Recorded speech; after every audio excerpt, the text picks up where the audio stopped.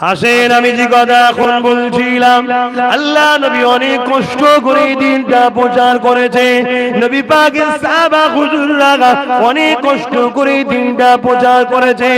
আমাদের সবাইকে নিজেদের গদির কথা না ভেবে, নিজেদের পজিশনের কথা না ভেবে, নিজেদের জনবল না ভেবে, আমরা সবাই যখন নবীর উম্মত সব কিছু ভুলে গিয়ে আসুন নবীর দিনকে বাঁচাবার জন্য আমরা এক মুঠো হয়ে যায়। কে কোন দরবারে, কে কোন জায়গায়, কার কত লোক আছে, কার কত ভক্ত আছে, এসব জানাদুরি না করে আসুন আমরা সবাই আল্লাহ নবীর দিনকে বাঁচাবার চেষ্টা করি।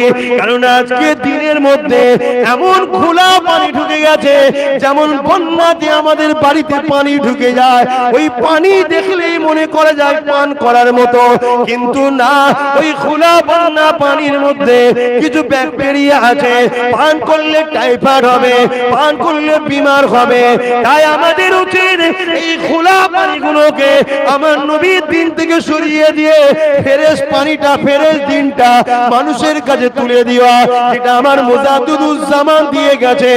আপনি যদি মুজাদ্দিদুজ্জামানের হয়, আমি যদি মুজাদ্দিদুজ্জামানের হই, কে কোন জায়গাতে পড়েছে, কে কোন জায়গায় থাকে, সব কিছু ভুলে গিয়ে এই অসহায় মুসলিম কওমটাকে বাঁচাবার জন্য ঐক্যবদ্ধ হয়। কারণ আগামী দিন এনআরসির নামে এই কওমটাকে গণহত্যা করা হবে, যেমন মায়ানমারে করা হতে লেগেছে, আজও চলতেছে।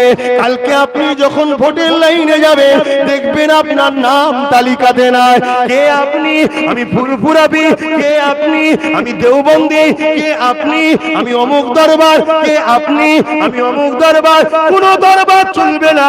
মুসলমান হওয়ার জন্য আপনাকে ক্যাম্পে নিয়ে যাওয়া হবে, ওখানে তিলে তিলে আস্তে আস্তে আপনাকে হত্যা করা হবে। এই বলে দিয়ে যায়, যে যার হুজুর নিয়ে থাকো, যে যার বক্তা আমির সাহেবকে নিয়ে থাকো, যে যার পীর সাহেবকে নিয়ে থাকো, তুমি আমার পীরকে দলাদলি করতে যেও না, তুমি আমার পীরকে আঘাত দিয়ে যেও না।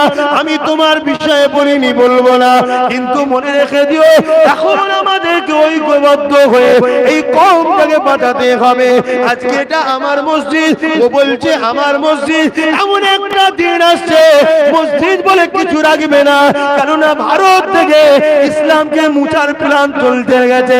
এই তোমার আমার না করে আল্লাহর ঘর মসজিদ মনে করে আমারটাকেও বাঁচাও, তোমারটাকেও বাঁচাও।